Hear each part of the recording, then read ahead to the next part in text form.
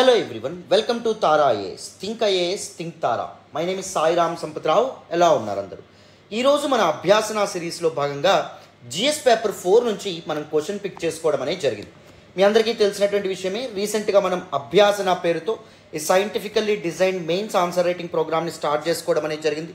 దీనిలో భాగంగా every single day Monday GS paper 1 నుంచి question, Tuesday GS paper 2, Wednesday GS paper 3, Thursday GS paper 4, Friday SA పేపర్కి సంబంధించిన question and Saturday ఆ వీక్లో ఉన్నటువంటి ఇంపార్టెంట్ కరెంట్ అఫైర్స్ మీద మనం క్వశ్చన్ ఫ్రేమ్ చేసి డీటెయిల్డ్గా కాంప్రహెన్సివ్గా ఆ క్వశ్చన్ని విత్ మోడల్ ఆన్సర్ డిస్కస్ చేసుకుంటాం. అవునా?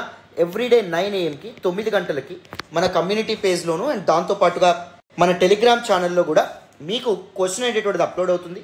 అండ్ అదే రోజు ఈవినింగ్ 5 PM కల్లా, సాయంత్రం 5 గంటల కల్లా detailed discussion session and model answer అనేటువంటివి అప్లోడ్ అవుతాయి.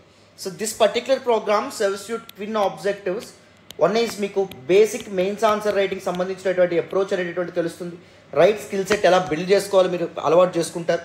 సెకండ్ ఇంపార్టెంట్ ఆస్పెక్ట్ ఏంటి అంటే ప్రతిరోజు ఒక యూనిక్ కాన్సెప్ట్ మీద మనం క్వశ్చన్ ఫ్రేమ్ చేసి డిస్కస్ చేయడం వల్ల వేరియస్ ఆస్పెక్ట్స్ మీద మీకు అవగాహన అనేటువంటిది వస్తుంది, అవేర్నెస్ అనేటువంటిది బిల్డ్ అవుతుంది.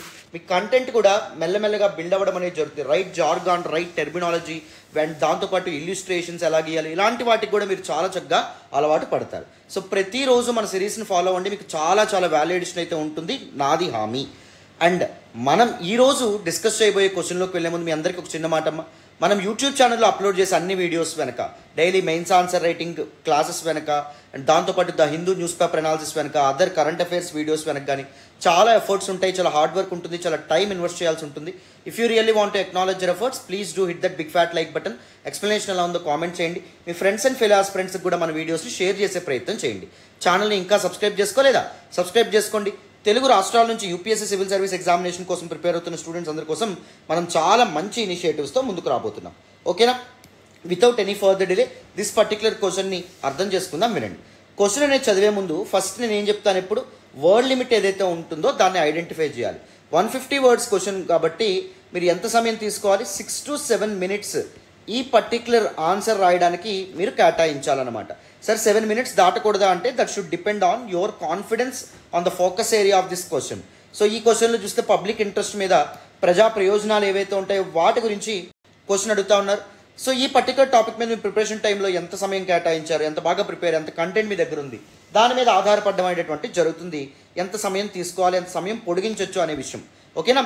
అండ్ ఎన్ని పేజెస్లో రాయాలని చెప్పి చాలామంది అడుగుతారు. 1.5 pages to 2 pages మాత్రం రాయండి. సార్ 2 pages దాటకూడదా అంటే even that should also depend on your confidence on this particular question. ఆ focus area of the question మీద మీకు ఎంత అవగాహన ఉంది అనే విషయం మీద డిపెండ్ అవ్వడం అనేది జరుగుతుంది. సో సిన్స్ వీ అండర్స్టూడ్ ఎంత టైం ఇన్వెస్ట్ చేయాలి, ఎన్ని పేజెస్లో రాయాలి మనం అర్థం చేసుకున్నాం కాబట్టి ఇప్పుడు క్వశ్చన్లోకి వెళ్ళే ప్రయత్నం చేద్దాం. వినండి. What is meant by public interest? Public interest అంటే అర్థం ఏంటి అని అంటున్నారు. What are the principles and procedures to be followed by the civil servants in public interest? ప్రజా ప్రయోజనాలు అంటే ఏంటి? ప్రజా ప్రయోజనార్థం తమ పరిపాలన లేకపోతే తమ డెసిషన్స్, నిర్ణయాలు తీసుకోవడంలో సివిల్ సర్వెంట్స్, పౌర సేవకులు ఎవరైతే ఉన్నారో వాళ్ళు ఎలాంటి ప్రిన్సిపల్స్ని, ప్రొసీజర్స్ని ఫాలో అవ్వాలి, వాళ్ళ యొక్క ప్రెజుడీస్ కానీ, బయాస్ కానీ, లేకపోతే వాళ్ళ యొక్క ఐడియాలజీస్ కానీ వీటన్నిటిని పక్కన పెట్టి ప్రజా శ్రేయస్సు కోసం, ప్రజా ప్రయోజనాల కోసం వాళ్ళ యొక్క నిర్ణయాలను తీసుకోవాలంటే వాళ్ళు ఎలాంటి రూల్స్ ఫాలో అవ్వాలి, ప్రిన్సిపల్స్ ఫాలో అవ్వాలి అని చెప్పి ఈ క్వశ్చన్లో అడగడం అనేది జరిగిందమ్మా. వెరీ వెరీ వెరీ ఇంపార్టెంట్, చాలా మంచి క్వశ్చన్, చాలా ఐడియల్ క్వశ్చన్గా మనం చెప్పొచ్చు. నేను ప్రతిరోజు చెప్తున్నాను, మీరు మన అభ్యాసన సిరీస్లో భాగంగా ఏ సెషన్ ఫాలో అవ్వకపోయినా గుర్తుపెట్టుకోండి, థర్స్డే అండ్ ఫ్రైడే మనం అప్లోడ్ చేసుకునేటటువంటి 2 sessions మాత్రం పక్కా ఫాలో అవ్వండి. GS paper 4 and SA. చాలామందికి ఎప్పటికీ అసలు తెలియదు ఎలా క్వశ్చన్స్ అప్రోచ్ అవ్వాలి, ఏ విధంగా ఆన్సర్ చేయాలి ఇవన్నీ. We have made everything, the process of answer writing very simple for you, right? So అందుకే తప్పకుండా ఫాలో అవ్వండి. చాలా మెలకువలు మీకు నేర్పిస్తాను, చాలా మంచి స్కిల్ సెట్ ఎలా బిల్డ్ చేసుకోవాలనే విషయం కూడా నేను మాట్లాడతాను. అదొక్కటి మీరు గుర్తుపెట్టుకోండి, మళ్ళీ మళ్ళీ మళ్ళీ చెప్తున్నాను, రైట్? మరి ఇప్పుడు క్వశ్చన్ అర్థం చేసుకున్నాం కాబట్టి బేసిక్ అప్రోచ్ చూడండి. So always remember this golden rule. Introduction and దాంతోపాటు కన్క్లూజన్ క్రిస్ప్గా ఉండాలి, షార్ట్గా ఉండాలి, not more than 2 to 3 lines గుర్తుపెట్టుకోండి. చాలా చాలా షార్ట్గా రాసే ప్రయత్నం చేయాలి. And the purpose of the introduction is to introduce your body part and the purpose of the conclusion is to conclude or summarise or provide way forward for the body part. ఇది జాగ్రత్తగా గుర్తుపెట్టుకోవాలి. ఓకేనా? Right. So ఇంట్రడక్షన్లో you need to define what exactly is the meaning of public interest. ఎందుకంటే what you mean by public interest అని చెప్పి డైరెక్ట్గా క్వశ్చన్లు అడిగారు కాబట్టి ఇంట్రడక్షన్లో పబ్లిక్ ఇంట్రెస్ట్ని మీరు డిఫైన్ చేసే ప్రయత్నం చేయాలి. బాడీ పార్ట్లో the demand of the question, basic principles and procedures ఏ ఫాలో అవ్వాలి civil servants in public interest, దాన్ని అటెంప్ట్ చేస్తారు. అండ్ దాంతోపాటు సమ్ ఎగ్జాంపుల్స్ ద్వారా మీరు ఇచ్చేటటువంటి మీరు మెన్షన్ చేసినటువంటి ప్రొసీజర్స్ ఆర్ ప్రిన్సిపల్స్ ఏవైతే ఉంటాయో వాటిని సబ్స్టాన్షియేట్ చేసే ప్రయత్నం చేస్తారు. సో ఇన్ కన్క్లూజన్ మీరు ఏం రాస్తారు? Significance or importance of public interest. Public ఇంట్రెస్ట్ని బేస్ చేసుకుని ఒక ఐడియాస్ లేకపోతే ఒక ప్రిన్సిపల్స్ ఒక డెసిషన్స్ తీసుకోవడం అనేది ఎంత ఇంపార్టెంటో మీరు రాసేటటువంటి ప్రయత్నం చేయాలన్నమాట. This is the basic approach that you need to follow while writing an answer. Okay, especially on these kind of topics. ఇప్పుడు మనం ఏం చేద్దామంటే మోడల్ ఆన్సర్ చూపించి నేను డీటెయిల్గా మీకు ఎక్స్ప్లెయిన్ చేస్తాను. దిస్ పర్టికులర్ టాపిక్ని అటెన్షన్ పే చేసి వినండి. సో ఫస్ట్ ఇంట్రడక్షన్లో చూడండి. ఇంట్రడక్షన్లో మీరు ఏం చేస్తారు? తప్పకుండా పబ్లిక్ ఇంట్రెస్ట్ అనేటటువంటి పదం ఏదైతే ఉందో దాన్ని డిఫైన్ చేసేటటువంటి ప్రయత్నం చేయాలి. The concept of public interest embodies the welfare and common good of society at large, transcending the narrow interests of individuals or specific groups. కేవలం కొన్ని వర్గాల వాళ్ళు, కేవలం లిమిటెడ్ సెట్ ఆఫ్ పీపుల్ ఎవరైతే ఉన్నారో వాళ్ళ యొక్క ఇంట్రెస్ట్, వాళ్ళ యొక్క ప్రయోజనాలు కానీ వాళ్ళు కోరుకునేటటువంటి విషయాలు కానీ వాటిని బేస్ చేసుకొని ఒక సివిల్ సర్వెంట్ డెసిషన్ తీసుకోకుండా ఎంటైర్ లార్జర్ పబ్లిక్ ఇంట్రెస్ట్ ఏదైతే ఉందో, సమాజం యొక్క మేలు ఏదైతే ఉందో దాన్ని దృష్టిలో పెట్టుకొని నిర్ణయాలు తీసుకోవడం అనేటువంటిది very very important. So welfare and common good of society, welfare and common good of society at large, దానికి ప్రామినెన్స్ ఇవ్వాలి rather than narrow interest of individuals or some specific groups. మీకు కేస్ స్టడీస్ ఏవైతే ఉంటాయో వాటిని address చేసేటప్పుడు కూడా ఇలాంటి concepts మీకు చాలా ఉపయోగపడతాయి. ఇలాంటి థియరిటికల్ ఆస్పెక్ట్స్ చాలా ఉపయోగపడతాయి. ఫర్ ఎగ్జాంపుల్, మీరు ఒక సివిల్ సర్వెంట్ అనుకోండి, మీరు ఒక డిస్ట్రిక్ట్ కలెక్టర్ అనుకోండి.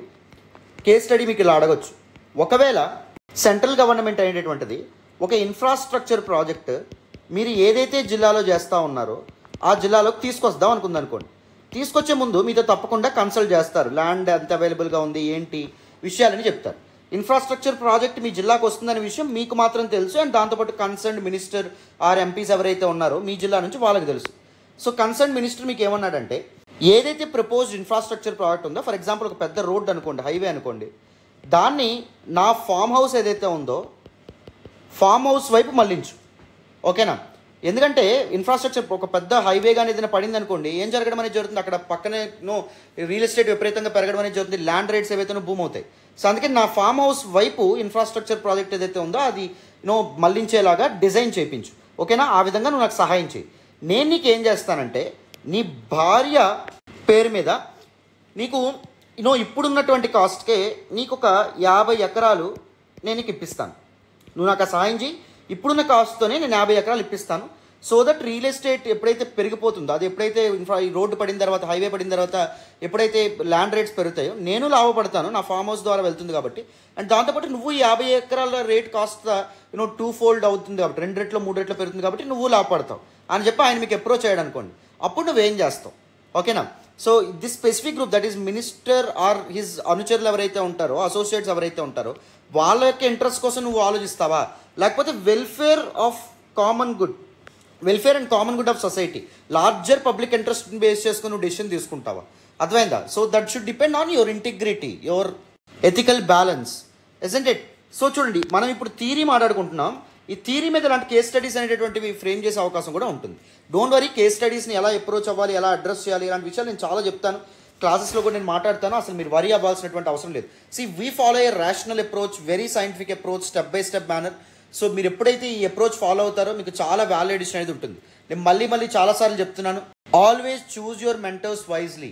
యూపీఎస్సీ సివిల్ సర్వీస్ ఎగ్జామినేషన్లో రెస్పాన్సిబుల్ పీపుల్ని ఫాలో అవ్వడం, రెస్పాన్సిబుల్ మెంటర్స్ని ఫాలో అవ్వడం చాలా చాలా ఇంపార్టెంట్. మీరు ఒకసారి రాంగ్ మెంటర్స్ని చూస్ చేసుకున్నారా, మీకు గైడెన్స్ అనేటటువంటి తప్పుగా దొరుకుతుంది. దానివల్ల it will cost you 2 or 3 attempts అమ్మ. మళ్ళీ చెప్తున్నాను, జీవితంలో చాలా విలువైన సమయాన్ని మీరు కోల్పోవడం అనేది జరుగుతుంది. ఆల్వేస్ ఒక మెంటర్ని చూస్ చేసుకునేటప్పుడు వాళ్ళ క్లాస్లో ఒక 50 or 100 వినండి. ఎగ్జామ్ ఓరియంటేషన్ ఇస్తున్నారా లేదా గమనించండి. ఇవన్నీ చేసిన తర్వాత మాత్రమే ఒక మెంటర్ని చూస్ చేసుకోమని చెప్పి నేను మళ్ళీ చెప్తున్నాను. I hope you understand. Okay, so ఇప్పుడు మనం ఏం మాట్లాడుకున్నాం? పబ్లిక్ ఇంట్రెస్ట్ గురించి మనం మాట్లాడుకున్నాం. In the realm of civil service, acting in the public interest entails prioritising the well being of the public over personal gain or the interest of particular factions. కేవలం కొన్ని వర్గాల వాళ్ళ యొక్క ప్రయోజనాల కోసం కానీ లేకపోతే పర్సనల్ గెయిన్ తన యొక్క వ్యక్తిగత ప్రయోజనాల కోసం కానీ కాకుండా సమాజం యొక్క వెల్బీయింగ్ కోసం, వెల్ఫేర్ కోసం ఆలోచించడం అనేది డెసిషన్ మేకింగ్లో దాన్ని మైండ్లో పెట్టుకోవడం అనేటువంటిది చాలా కీలకమైనటువంటి విషయంగా మనం అర్థం చేసుకోవాలి. ఓకేనా, వెరీ వెరీ ఇంపార్టెంట్. సో ఇప్పుడు బాడీ పార్ట్లో ఏం చేస్తాం, మనం డిమాండ్ ఆఫ్ ద క్వశ్చన్ ఏదైతే ఉందో దాన్ని అడ్రస్ చేయాలి. Induction conclusion not more than 2 to 3 lines, crisp and షార్ట్గా ఉండాలి. మళ్ళీ మళ్ళీ చెప్తున్నాను, గుర్తుపెట్టుకోండి. So to uphold the public interest civil servants must adhere to specific principles and practices. So public interest ఏదైతే ఉందో దాన్ని అప్హోల్డ్ చేయాలంటే కొన్ని స్పెసిఫిక్ రూల్స్, ప్రాక్టీసెస్, ప్రిన్సిపల్స్ని తప్పకుండా ఫాలో అవ్వాల్సి ఉంటుంది ఏ పౌర సేవకుడైనా, ఏ సివిల్ సర్వెంట్ అయినా. First transparency and accountability maintain చేయాలి. Civil servants are expected to ensure that the actions and decisions are transparent, పారదర్శకంగా ఉండాలి, జవాబుదారీతనంగా ఉండాలి. They should provide accurate and timely information to the public and be prepared to justify their actions. So ప్రతిదీ ఎందుకు ఒక పలానా నిర్ణయం తీసుకున్నానని చెప్పి ప్రజలకు తెలియపరిచే విధంగా ఉండాలన్నమాట. ఎందుకు ఈ రోడ్డు ఈ మార్గం గుండానే నేను వేశాను, ఎందుకు వేరే మార్గంకి మేము ట్రాన్స్ఫర్ చేయలేదు. సో ప్రజలు అడిగితే జవాబు చెప్పేతనంగా ఉండాలి, అండ్ దాంతోపాటు ట్రాన్స్పరెంట్గా ఉండాలి. ఆన్ వాట్ బేసిస్ మీరు చెప్పినటువంటి ఇన్ఫర్మేషన్ ప్రూఫ్ ఏదైతే ఉందో చూపించాలి. ఆబ్జెక్టివిటీ అండ్ ఇంపార్షియాలిటీ కూడా చాలా important. Civil servants must make decisions based on facts and evidence. Facts, evidence and rationality మీద ఎటువంటి బయాస్ లేకుండా నిర్ణయాలు తీసుకోవడం చాలా important. Without favouring any particular individual group, ఒక పర్టికులర్ ఇండివిజువల్ కానీ గ్రూప్ కానీ సపోర్ట్ చేయకుండా, సో లేకపోతే వాళ్ళ వ్యక్తిగత ప్రయోజనాలు ఏవైతే ఉంటే వాటిని ఆశించకుండా లార్జర్ పబ్లిక్ గుడ్ కోసం, కామన్ పబ్లిక్ గుడ్ కోసం ఆలోచించడం అనేది చాలా important. It is crucial to avoid personal biases in decision making process.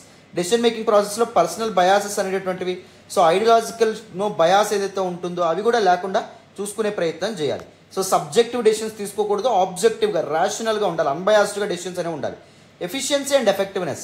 Civil servants are required to ensure that their actions and decisions are ఎఫిషియెంట్గా ఉండాలి, ఎఫెక్టివ్గా ఉండాలి in achieving their intended goals. వాళ్ళు ఏవైతే గోల్స్, లక్ష్యాలు అనుకుంటున్నారో వాటిని అచీవ్ చేయాలంటే they should use public resources wisely. Public resources ఏవైతే ఉన్నాయో వాటిని పర్ఫెక్ట్గా డెలిజెంట్గా వాడాలి. And align their actions with the objectives of their organisation. ఏదైతే లక్ష్యం ఉందో ఆ లక్ష్యానికి అనుగుణంగా వాళ్ళ పనితీరు ఉండాలి.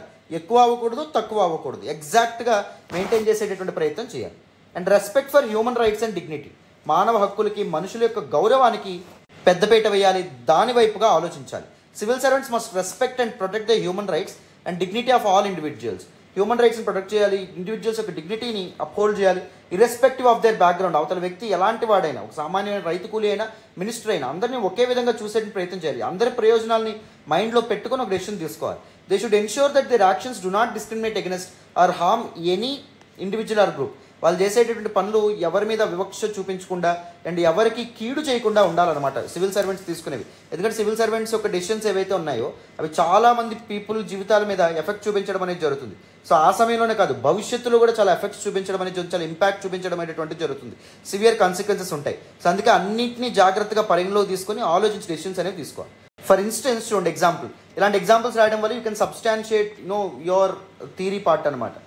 In India, civil servants are bound by All India Services Rules 1968. These rules mandate civil servants to act in the public interest. ప్రజా ప్రయోజనాల కోసం మాత్రమే సివిల్ సర్వెంట్ పనిచేయాలి. మెయింటైన్ ద ఇంటిగ్రిటీ మెయింటైన్ చేయాలి. ఇంపార్షియాలిటీ, ఆబ్జెక్టివ్గా ఉండాలి, బయాస్డ్గా ఉండకూడదు, right, of the civil service. And refrain from actions that could tarnish the reputation of the service. Civil services యొక్క గౌరవం ఏదైతే ఉందో దానికి భంగం కలిగించే విధంగా వాళ్ళు యాక్ట్ చేయకూడదు. వాళ్ళ యాక్షన్స్ ఎట్టి పరిస్థితుల్లో అలా ఉండకూడదు. Additionally, civil servants are prohibited from engaging in activities prejudicial to the interest of the state or the public. ఒక రాజకీయ పార్టీకి మేలు చేయడానికో లేకపోతే తన వ్యక్తిగత ప్రయోజనాల కోసమో అతను పని అనేటువంటిది చేయకూడదు. తన కంట్రీ కోసం అండ్ దాంతోపాటు పీపుల్ కోసం ఆయన యొక్క పని అనేటువంటిది ఎప్పుడు డైరెక్ట్ అయి ఉండాలన్నమాట. సో ఎనదర్ ఎగ్జాంపుల్ చూడండి, right to information act, RT act of 2005, which grants citizens the right to access information held by public authorities. ఇదేమిస్తుంది? పౌరులకు హక్కు అనేది కల్పిస్తుంది. పబ్లిక్ అథారిటీస్ చెందినటువంటి ఇన్ఫర్మేషన్ పీపుల్కి పీపుల్ అడిగేటటువంటి హక్కు ఏదైతే ఉందో దాన్ని పౌరులకు ఇవ్వడం అనేది జరుగుతుంది. Civil servants are obligated to provide accurate and timely information to the public under this act. ఈ యాక్ట్ ప్రకారం సివిల్ సర్వెంట్స్ ఎవరైతే ఉన్నారో పీపుల్ అడిగినటువంటి ప్రశ్నలకి యాక్యురేట్ ఇన్ఫర్మేషన్ ఇవ్వాలి, టైమ్లీ ఇన్ఫర్మేషన్ ప్రొవైడ్ చేయాలి. Promoting transparency and accountability in governance. అప్పుడే గవర్నెన్స్లో transparency, పారదర్శకత పెరుగుతుంది, అకౌంటబిలిటీ, జవాబుదారీతనం అనేటువంటిది పెరుగుతుంది. ఒకవేళ ఒక సిటిజన్ వచ్చి ఎందుకు హైవే అనేటువంటిది ఈ రోడ్డు ప్రకారంగానే వేశారు, వేరే మార్గం గుండా ఎందుకు వెళ్ళి అడిగారు అనుకోండి, దానికి రెలవెంట్ డేటా ఎందుకు ఆన్ వాట్ బేసిస్ ఆ డెసిషన్ తీసుకున్నారు అది ప్రొవైడ్ చేయాలి ఆ డెసిషన్. ఓకేనా? నెక్స్ట్ కన్క్లూజన్ చూడండి, crisp and short, not more than 2 to 3 lines. మళ్ళీ చెప్తున్నాను. Upholding the public interest is a foundational principle of civil services in India. భారతదేశంలో పౌర సేవలు ఏవైతే ఉంటాయో అవి బలంగా నిలబడాలంటే, బలంగా ప్రజల్లోకి వెళ్ళాలంటే పబ్లిక్ ఇంట్రెస్ట్ ఏదైతే ఉందో, పబ్లిక్ ఇంట్రెస్ట్ అనబడేటటువంటి ఫౌండేషన్ ప్రిన్సిపల్ని ఫాలో అవ్వడం చాలా important. Civil servants are expected to abide by principles such as transparency, objectivity, efficiency, and respect for human rights, integrity, dignity to ensure that their actions and decisions serve the best interests of the public. Civil servants ki కావాల్సినటువంటి లక్షణాల్లో transparency, accountability, objectivity, efficiency, emotional intelligence, వీటన్నిటితో పాటు public ఇంట్రెస్ట్ని base చేసుకుని decision making అనేటటువంటిది ఉండడం కూడా చాలా చాలా ఇంపార్టెంట్ అనే విధంగా మనం చెప్పొచ్చు. This is all about this particular question అమ్మ. అందరికీ డీటెయిల్డ్గా ఈ సెషన్ అనేటువంటిది అర్థమైందని అనుకుంటున్నాను. ప్రతిరోజు మన అభ్యాసన సిరీస్ మీరు ఫాలో అయినట్టయితే చాలా ఆస్పెక్ట్స్ మీద మీకు పూర్తి అవగాహన అనేటువంటిది రావడం అనేది జరుగుతుంది. చాలా విషయాలు నేర్చుకుంటారు. అండ్ దాంతోపాటు వేరియస్ క్వశ్చన్స్ని ఎలా అప్రోచ్ అవ్వాలి, ఏ విధమైనటువంటి స్కిల్ సెట్ మీరు బిల్డ్ చేసుకోవాలి over the period of time, ఇవన్నీ మీకు తెలుస్తాయమ్మ. ఓకేనా? This is all about it. మరి నెక్స్ట్ క్లాస్లో కలుద్దాం. Thank you so much for all the support and all the love so for నాన్న. బాయ్ అమ్మ.